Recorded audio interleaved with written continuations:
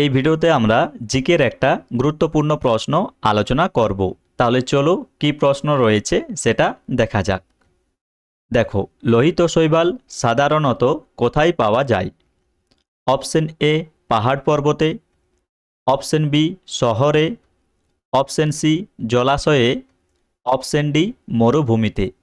তাহলে দেখো, এই প্রশ্নের যেটা সঠিক উত্তর সেটা হলো অপশন সি জলাশয়ে।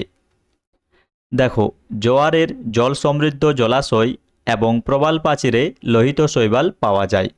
লোহিত শৈবালের বৈজ্ঞানিক নাম হল রোডোফাইটা। কয়েকটি লোহিত শৈবালের উদাহরণ হল আইরিশ শৈবাল, কোরালাইন শৈবাল, ডুলস, লেভার ইত্যাদি। তাহলে এই ভিডিওতে এ পর্যন্তই।